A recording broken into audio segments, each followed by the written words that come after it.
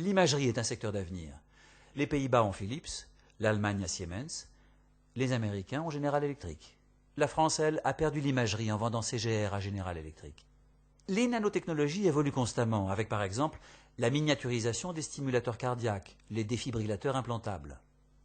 Les organes artificiels totalement implantables représentent un autre défi. Il faut se doter de plateaux techniques high-tech qui constitueront une nouvelle architecture adaptable. L'émergence de l'innovation modifie l'ensemble du parcours de soins.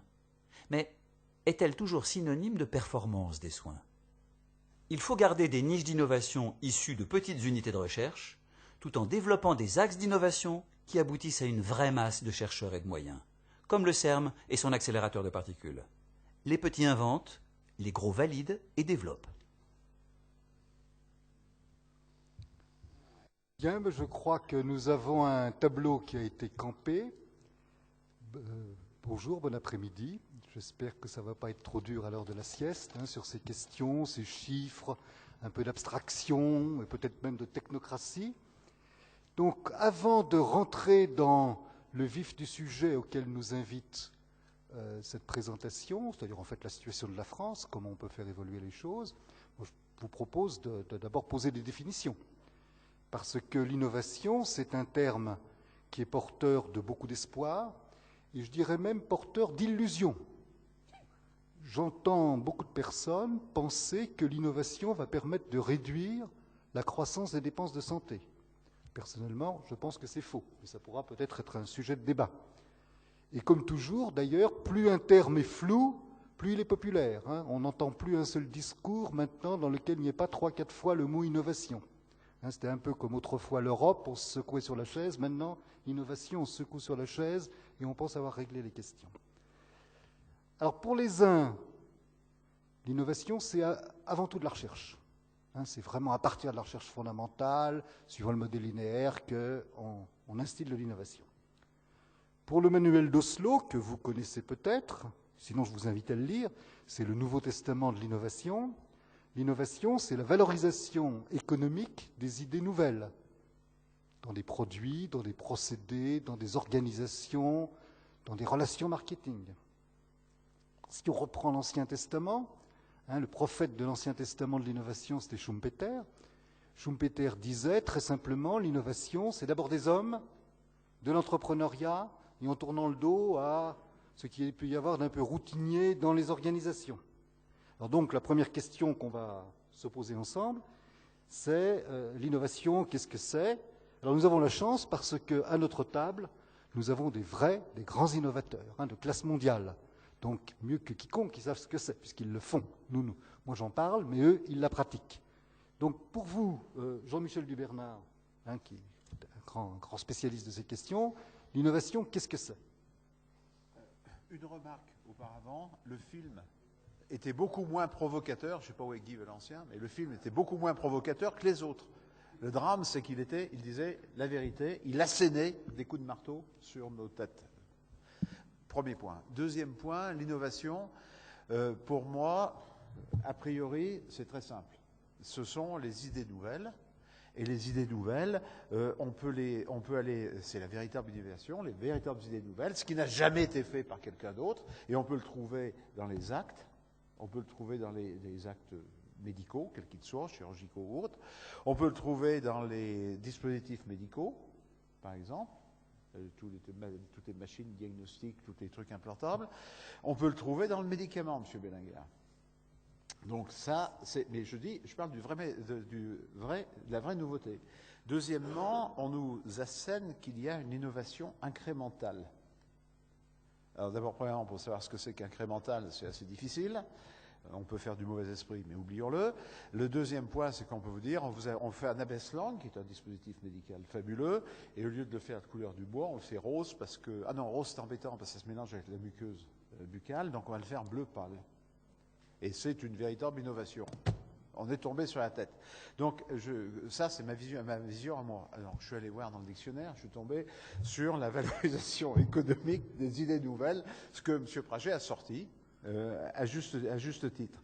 Mais ça ne me suffisait pas. Alors, comme je suis un intellectuel et un scientifique, je suis allé voir dans Nature, que vous connaissez quand même, qui est un lieu, et j'ai trouvé dans le volume 8, septembre 2009, j'ai même la date, c'est le 8 septembre 2009.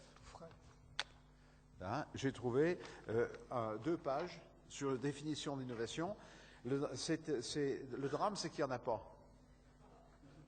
Le drame, c'est qu'il n'y en a pas, parce que c'est en train d'essayer en fait, ce travail est issu d'une volonté du gouvernement britannique de faciliter et de financer l'innovation en permettant de la rembourser de façon transitoire. Et le problème, c'est qu'on ne sait pas très bien. En gros, je ne vais pas vous le dire en anglais, je vais essayer de traduire en français, mais la définition de l'innovation, ce n'est pas du noir et blanc. Drame, ce n'est pas ce que j'ai dit au départ.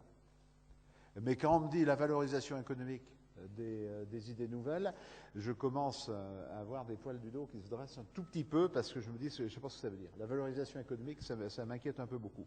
Donc, simplement, on s'aperçoit que là-dedans, il n'y a pas de véritable définition difficile, facile à expliquer, que c'est extrêmement complexe. Ce n'est pas du noir et blanc, c'est une ombre, une combinaison combination of many things, dit Carlo Inserti, R&D, Genzyme Europe.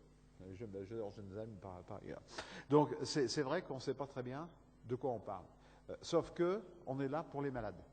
Et quand on est là pour les malades, on se dit qu'il y a quand même des choses qui... Et quand on oublie incrémental ou véritable idée nouvelle, je pense quand même qu'on a besoin d'avoir des idées et des idées d'accompagnement. Alors, je ne vais pas parler des accompagnements de la Haute Autorité de Santé parce que c'est une partie de ma vie, mais j'ai été aussi parlementaire pendant longtemps. Et simplement, je voudrais rappeler 2 articles. Un du Code de la santé publique, c'est le 51.1 que tout le monde connaît, et 2 du Code de la sécurité sociale, le 165.1.1, qui montrent que si on est capable d'appliquer ces textes, faut-il être capable de les appliquer. C'est des textes qui ont été votés à l'Assemblée nationale et validés le 24 juin 2009. Et Mme Bachelot a dit tout à l'heure que la loi a été décrétée. Mais il faut encore que les décrets passent, il faut encore que ça soit appliqué. Si on est capable de l'appliquer, on sera capable de financer, c'est-à-dire de tout dispositif ou acte innovant. Je lis le texte, peut faire l'objet à titre dérogatoire et pour une durée limitée d'une prise en charge partielle ou totale, parce qu'il faut qu'on soit dans le concret et qu'on accompagne l'innovation. Financement dans les MIGAC, première hypothèse. Financement sous forme d'un forfait qui inclut le produit, la prestation, l'acte et les frais d'hospitalisation, quand c'est un truc plus global.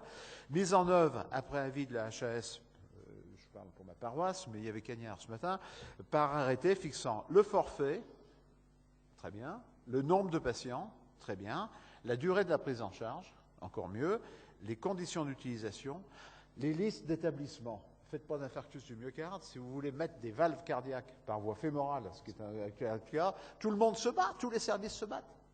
Tu le sais comme moi.